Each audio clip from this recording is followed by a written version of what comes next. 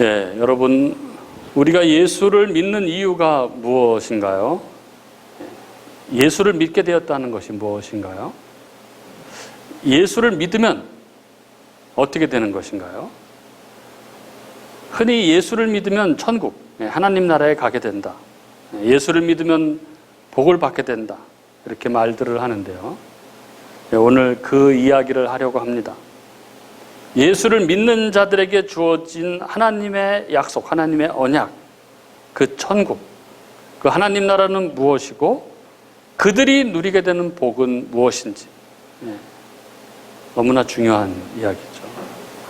기독교 신앙의 중추, 핵심 교리를 이루고 있는 그러한 부분입니다. 너무 중요한 부분이기 때문에 오늘 공부를 하는 것처럼 정신을 집중해서 잘 들을 수 있기를 바랍니다. 그리고 오늘 이 말씀이 우리 심령에 새겨지는, 복음이 우리 심령에 온전히 새겨지는 그런 은혜가 있기를 바랍니다. 말씀을 보도록 하죠. 오늘 1절에서부터 3절인데 오늘 말씀에는 하나님께서 아브라함에게 하신 언약, 약속이 나옵니다. 먼저 1절부터 2절 앞부분까지 보면 여호와께서 아브라함에게 이르시되 너는 너의 고향과 친척과 아버지의 집을 떠나 내가 내게 보여줄 땅으로 가라, 이렇게 말씀하시죠. 하나님께서 아브라함에게 당신께서 보여줄 땅으로 가라, 이렇게 명하십니다. 어떤 땅에 대해서 약속하고 계신 것이죠. 그런데 어디인지는 가르쳐주지 않으십니다. 그리고 2절에 내가 너로 큰 민족을 이루게 하겠다, 이렇게 약속하십니다. 하나님은 지금 아브라함을 부르시며 아브라함에게 어떤 땅과 민족을 약속하고 계신 것이죠. 이게 무슨 약속인가요? 이 약속이. 그리고 이 언약, 이 약속을 이후 하나님께서는 계속해서 아브라함에게 반복해서 제시하시며 그를 인도해 가십니다. 바로 다음 장인 13장에 가면 하나님의 약속이 좀 더 구체적으로 그렇게 나옵니다. 13장 14절부터 17절에 보면 롯이 아브라함을 떠난 후에 여호와께서 아브라함에게 이르시되 너는 눈을 들어 너 있는 곳에서 북쪽과 남쪽 그리고 동쪽과 서쪽을 바라보라. 보이는 땅을 내가 너와 내 자손에게 주리니 영원히 이르리라. 내가 내 자손이 땅의 티끌같이 하리니 사람이 땅에 티끌을 능히 쓸 수 있을진데 내 자손도 세리라. 너는 일어나 그 땅을 종과 횡으로 두루 다녀보라. 내가 그것을 내게 주리라. 이렇게 말씀하시죠. 그렇죠. 하나님께서 아브라함과 그 자손들에게 땅을 주시겠다고 약속을 하십니다. 그리고 그 땅에서 아브라함의 자손들을 땅의 티끌처럼 많게 하시겠다고 그렇게 약속을 하십니다. 그리고 그 다음 17장과 22장에서도 역시 아브라함으로 말미암게 되는 민족과 땅에 대한 약속들이 계속해서 이어집니다. 하나님은 이렇게 아브라함에게 땅과 민족을 약속하셨습니다. 그런데 창세기 25장 7절 이하에 보면 아브라함의 말년에 아브라함이 소유한 가나안 땅은 자신의 가족의 무덤, 이 막벨라 굴 하나뿐이었습니다. 그리고 자손도 이삭 하나를 남기고 아브라함은 죽습니다. 물론 첩들의 자식이 많았지만 그들은 하나님의 약속의 자손들은 아니었죠. 그럼 뭔가요? 땅과 민족에 대한 하나님의 약속은 무엇인가요? 하나님의 약속은 어떻게 되는 것입니까? 하나님은 지금 아브라함에게 지키지도 못하실 약속을 하고 계신 것일까요? 뿐만 아닙니다. 하나님은 아브라함의 아들 이삭에게도 똑같은 약속을 하십니다. 창세기 26장 2절부터 4절에 보면 여호와께서 이삭에게 나타나 이르시되 애굽으로 내려가지 말라. 내가 내게 지시하는 땅에 거주하라. 이 땅에 거류하면 내가 너와 함께 있어 내게 복을 주고 내가 이 모든 땅을 너와 네 자손에게 주리라.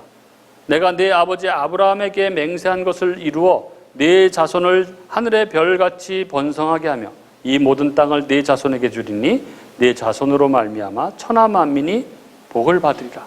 이렇게 말씀하십니다.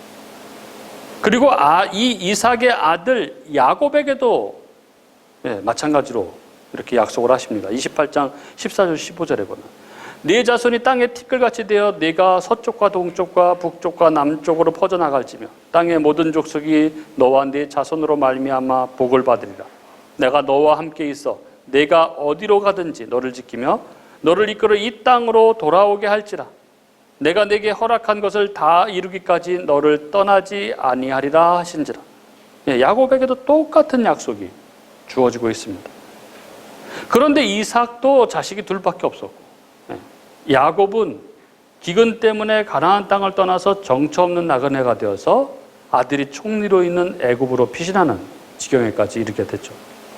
역시 그들의 인생 속에서도 하나님의 이 땅과 민족에 대한 약속은 지켜지지 않는 것처럼 보입니다.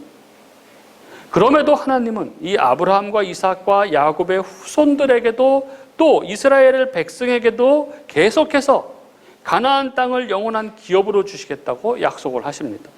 출애굽기 6장 7절 8절 보면 너희를 내 백성으로 삼고 나는 너희의 하나님이 되리니 나는 애굽 사람의 무거운 짐에서 너희를 빼낸 너희의 하나님 여호와인 줄 너희가 알지라. 내가 아브라함과 이삭과 야곱에게 주기로 맹세한 땅으로 너희를 인도하고 그 땅을 너희에게 주어 기업을 삼게 하리라. 나는 여호와라 하셨다 하라. 그러면 그 후손들 이스라엘은 결국 어떻게 될까요? 가나안 땅을 정말 영원한 기업으로 받는가요? 그들은 하나님의 약속대로 가나안 들어가게 되죠. 여호수아가 그걸 기록하고 있지 않습니까? 그런데 BC 722년에 이 북이스라엘이 아수르에게 망합니다. 그리고 BC 586년에 남유다가 바벨론에게 망하죠. 그래서 1948년에 이스라엘이 건국되기까지 그들은 가나안 땅을 블레셋 후예인 팔레스타인인들에게 빼앗기고 맙니다.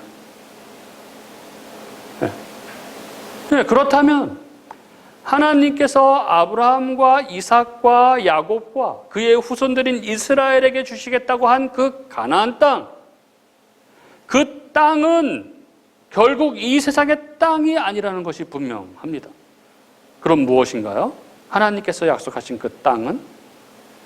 하나님께서 이 하나님 백성들의 대표로 믿음의 조상으로 세우신 아브라함과 그의 아들 이삭과 야곱과 요셉과 이스라엘에게 주시겠다고 하신 땅은 바로 하나님 나라, 즉 천국을 가리키는 것입니다. 그리고 그 땅, 이 하나님 나라를 이루는 이들이 바로 성도들, 그들이 하나님 백성인 큰 민족들인 것이죠. 여기 이 창세기 12장 1절과 2절 상반부가 바로 하나님께서 아브라함에게 그 하나님 나라 천국을 약속하고 계신 것입니다. 그리고 2절 후반부부터 3절은 그 하나님 나라 천국에서 주어지는 복에 대해서 약속하고 계시죠. 이렇게 적고 있죠. 내가 네게 복을 주어 네 이름을 창대하게 하리니 너는 복이 될지라. 너를 축복하는 자에게는 내가 복을 내리고 너를 저주하는 자에게는 내가 저주하리니 땅의 모든 족속이 너로 말미암아 복을 얻을 것이라 하신지라. 여기 하나님이 아브라함에게 주시겠다고 약속하신 복은 그렇기 때문에 하나님 백성, 천국 백성들에게 주어지는 복, 하나님과의 바른 관계 안에서 창조주인 하나님으로부터 부어지는 충만한 생명력, 그 바라크, 복을 말하는 것입니다. 그런데 사람들은 이 복을 자기 마음대로 해석을 하는 것이죠. 사람들은 성경에 이 복 이런 부분이 나오면 이것을 자신들에게 하나님이 이 세상적인 어떤 복을 주신다는 약속으로 이해를 합니다. 그리고 이 복의 내용으로 자신들이 처한 상황에 비춰서 지금 당장 필요하고 원하는 어떤 것을 대입시키는 것이죠. 그게 뭐 건강이 될 수도 있고, 그게 돈이 될 수도 있고, 뭐 승진, 혹은 취업, 혹은 학업에 관한 것이든 그렇게 적용을 하는 것입니다. 그리고 기대감을 갖고 이 말씀에 의지해서 하나님께 기도를 합니다. 그렇지 않습니까? 그러나 이것은 그저 세속적인 욕구를 유사한 표현이 있는 말씀에 빗대어 표출한 것에 불과한 것이죠. 여러분, 제가 수없이 말씀드렸듯이 구약이 말씀하고 있는 이 구약이 이야기하는 복은 하나님과의 바른 관계 안에서 하나님으로부터 부어지는 그 하늘의 풍성함, 이것을 이야기하는 것입니다. 그걸 보여주는 가장 대표적인 게 신명기 28장이죠. 아주 유명한 장입니다. 복에 대한. 그리고 사람들이 이 복에 대해서 이 복을 세속적인 복으로 오해하는 대표적인 본문이기도 합니다. 하나님께서 하나님 백성들에게 주시는 복들이 총망라되어 있는 장이 신명기 28장입니다. 그 28장에 보면 1절부터 7절에 들어가도 복을 받고 나가도 복을 받고 떡반죽 그릇까지도 복을 받으리라는 약속이 주어지고 있습니다. 그런데 그 복은 8절에 보면 여호와께서 내게 주시는 땅에서 주어지는 복입니다. 그리고 11절에 보면 여호와께서 내 조상들에게 맹세하신 땅에서만 유효합니다. 어딘가요? 이 땅이 바로 하나님 나라, 천국.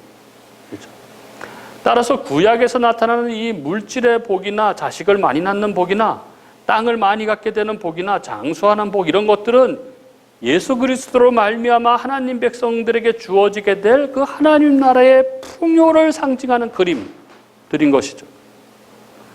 따라서 오늘 보면 여기 창세기 12장 1절부터 3절은 아브라함, 즉 하나님의 택하신 백성에게 주어지는 하나님 나라와 그 하나님 나라에서 부어지는 그 풍성함에 대한 약속인 것입니다. 네, 하나님께서 아브라함을 부르셔서 너로 말미암아 이 나라와 이 복을 주시겠다고 언약하고 계신 것입니다. 바로 하나님 나라에 대한 약속인 것이죠. 여러분, 영원 전에 이 우주가 창조되기 전에 무엇이 있었겠습니까?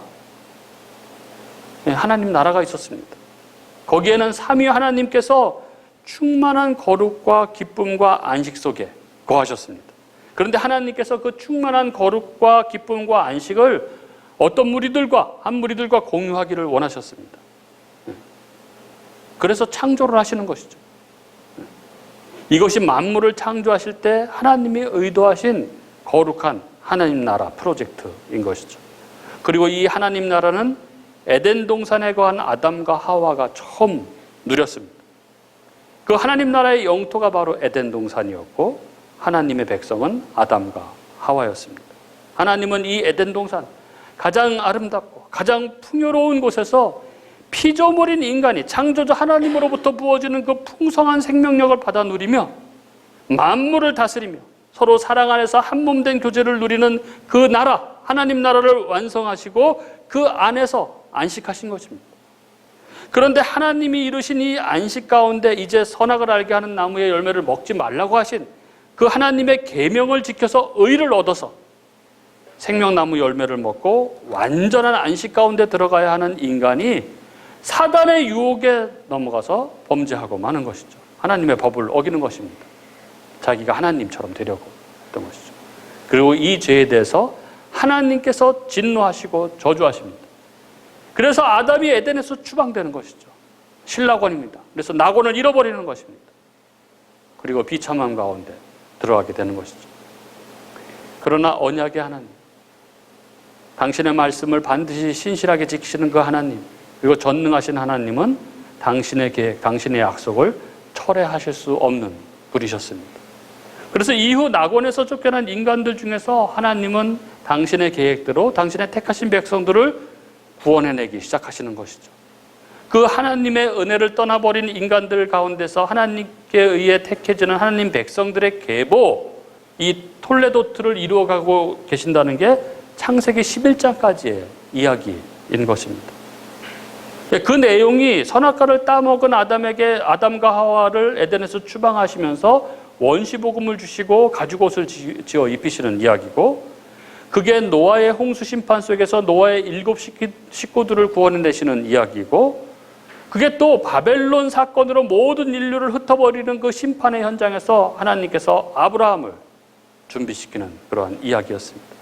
그 하나님의 심판과 그 속에서의 당신의 택하신 백성들의 은혜의 구원의 이야기가 바로 지난 11장까지 이야기, 그리고 그것을 우리는 태고사라고 부릅니다. 그리고 이제 여기 12장부터 하나님의 구원 역사가 구체적으로 제시되고 전개되기 시작하는 것이죠. 여기 하나님은 한 사람을 불러서 그를 통해서 이 구원의 역사, 그 하나님 나라를 이루어 가시기로 결정을 하셨습니다. 그 사람이 바로 아브라함인 것이죠. 그리고 여기 창세기 12장 1절부터 3절이 바로 그 아브라함에게 그 약속, 그 하나님의 구원 약속, 하나님 나라를 다시 완성시키고자 하는 그 약속을 하고 계신 것입니다. 예, 구약 성경은 이렇게 아브라함을 통해서 시작된 하나님 나라 프로젝트의 성취, 즉 구속사에 대한 이야기들로 채워진 것이 바로 구약 성경인 것이죠. 모세에 의해서 하나님 백성인 이스라엘을 출애굽시키고 그들에게 하나님의 법인 율법을 주어서 하나님 나라의 골격을 형성해 가는 내용이 창세기부터 신명기까지의 이야기고, 그리고 드디어 하나님 나라의 영토인 가나안 땅에 들어가게 되는 이야기가 여호수아 사사기이고, 또 사무엘과 다윗을 통해서 왕이신 하나님을 대변하는 왕이 다스리는 국가 하나님 나라를 형성해 가는 이야기가 사무엘 상하입니다.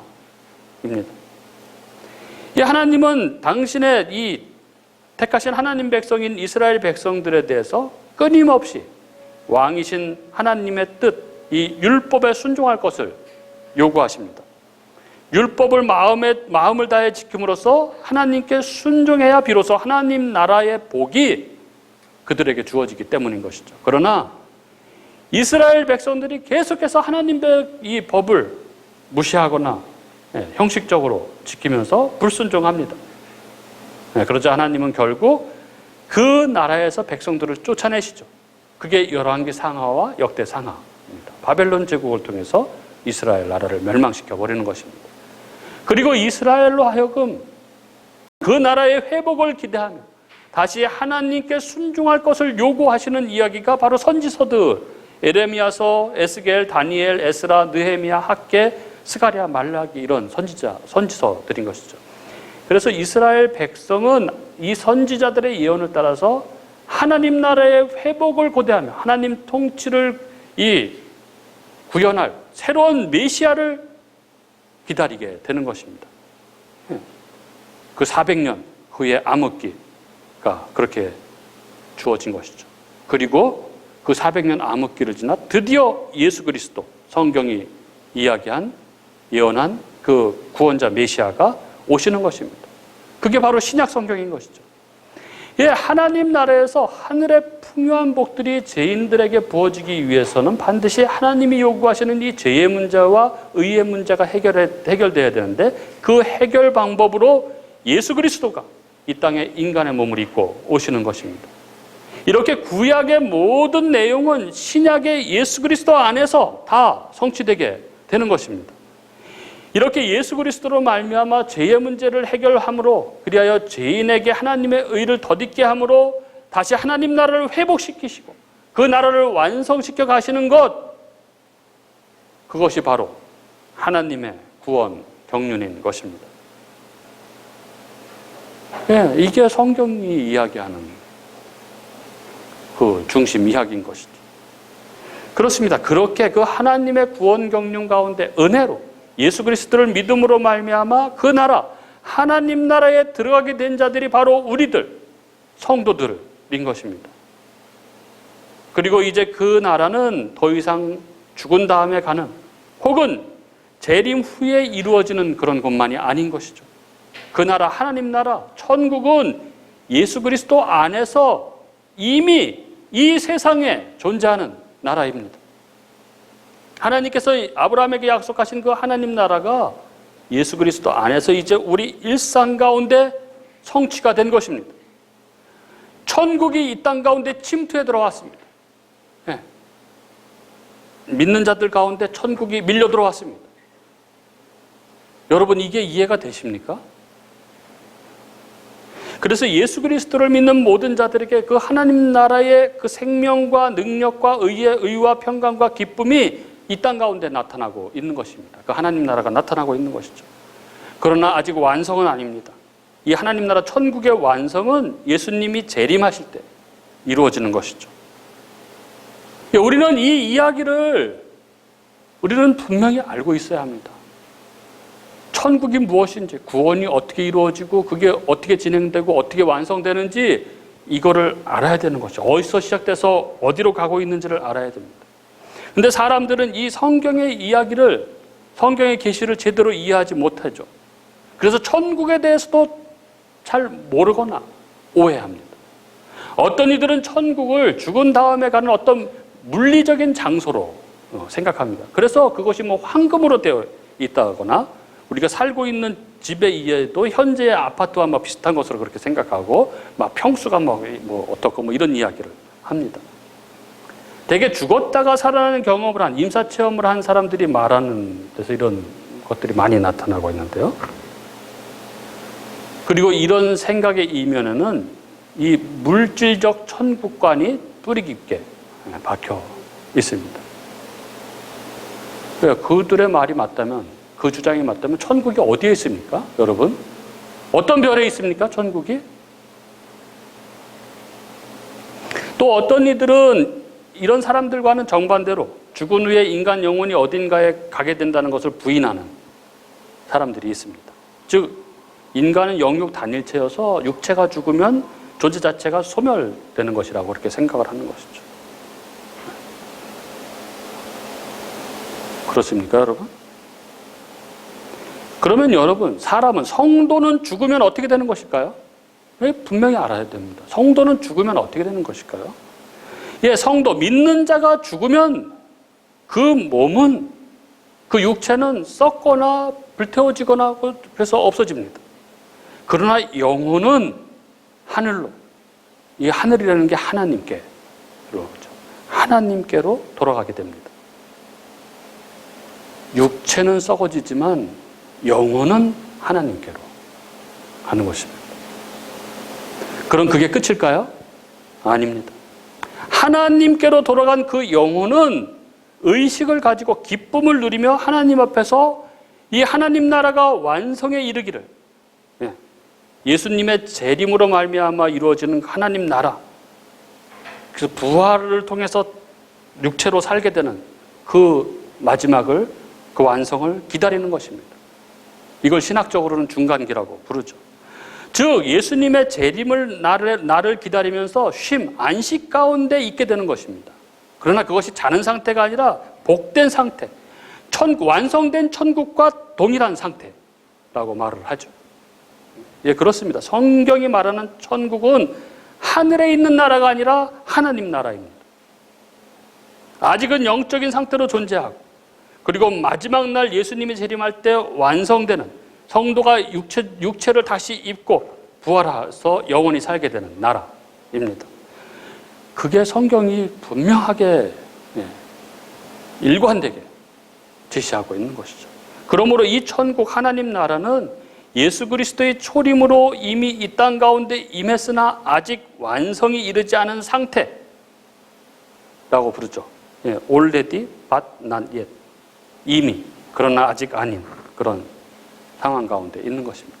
이것이 성경이 말하는 하나님 나라입니다. 그리고 영어로는 heaven이라고 하이델베르크 유리문답과 웨스트민스터 신앙고백서에서 그렇게 부르고, 이것을 우리 믿음의 선배들은 천당 이렇게 번역을 했던 것이죠. 이 천당이라고 번역함으로써 이게 무슨 물질적인 어떤 장소, 집처럼 그렇게 생각하게 됐던 것이죠. 예, 하나님 백성인 성도들은 죽는 즉시 하늘에 있게 되는 거죠. 하나님 안에 있게 되는 거죠. 성도는 죽으면 그 영이 하나님께로 가는 것입니다.